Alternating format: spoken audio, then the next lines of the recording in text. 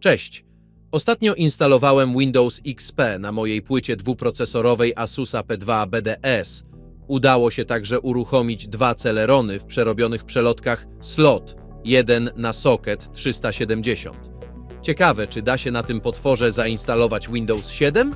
Jednak tym razem zainstaluję system na chińskim dysku SSD, podłączonego do kontrolera Silicon Image Seal 3114.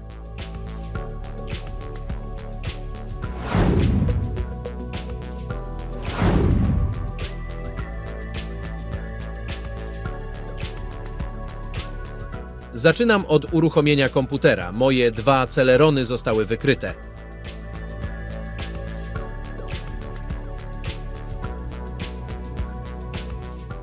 Działa także kontroler Seal. Wykrył dysk SSD.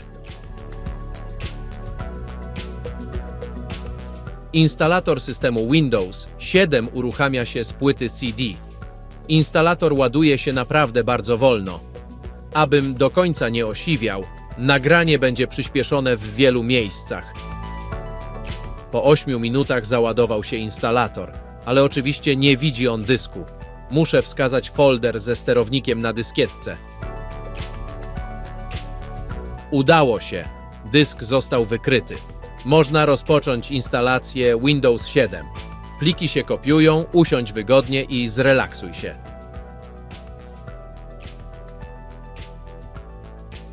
Instalacja odbyła się całkowicie bezproblemowo. Łącznie do momentu pokazania się pulpitu trwała ponad 50 minut. Jak widać, system wykrył dwa procesory. Za to w menadżerze urządzeń brakuje trochę sterowników. Uruchamiam Snappy Driver Installer i instaluję brakujące sterowniki. I już po niecałych 35 minutach mam zainstalowane wszystkie urządzenia.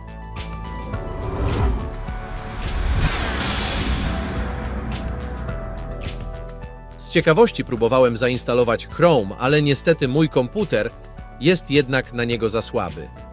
Działa za to CPU Z. Jak widać, są wykryte dwa procesory Celeron. Taktowanie to szalone 400 MHz, a pamięci cache mają zawrotne 128 KB. Następnie próbowałem uruchomić jakieś gry. Quake 2 uruchomił się, ale z potężnymi artefaktami. Sami zobaczcie, wygląda to jak sen po grzybkach z czarodziejskiego lasu.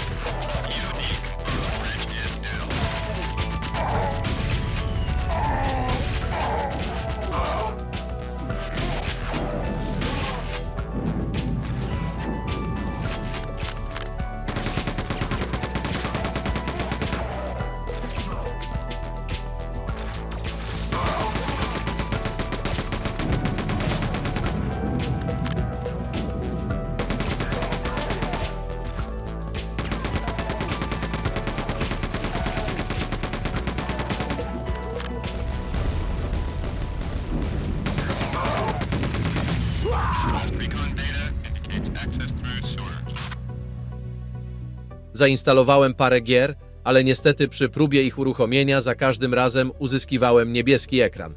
A czy pójdzie na tym Doom? I tak, i nie. Trochę się uruchomił, ale jednak nie do końca. No i co mogę powiedzieć na zakończenie? Podjąłem wyzwanie, przeszedłem przez wszystkie kręte ścieżki instalacji, wytargałem sterowniki z najciemniejszych zakamarków internetu, a na koniec spróbowałem odpalić parę gier. Mój dwuprocesorowy potwór okazał się być bardziej potworek niż potwór. Windows 7 zainstalował się, działa, w sensie jakoś działa, ale na Chrome czy nowoczesne gry nie ma co liczyć. Nawet klasyczne Doom i Quake zaliczyły nie lada problemy. Jeden wyglądał jak kalejdoskop na sterydach, a drugi? No, prawie się uruchomił. W końcu prawie robi wielką różnicę. Czy polecam takie zabawy? Oczywiście. O ile lubicie zapach retro w powietrzu, dreszczyk emocji związany z niebieskim ekranem i przygodę życia w szukaniu sterowników. A jeśli nie, to przynajmniej możecie się z tego pośmiać. To tyle na dziś. Trzymajcie się i pamiętajcie, technologia idzie do przodu, ale my możemy iść wstecz dla czystej frajdy. Do zobaczenia w kolejnym odcinku, gdzie może spróbuję zainstalować Windowsa 10 na kalkulatorze. Dzięki za oglądanie. Cześć!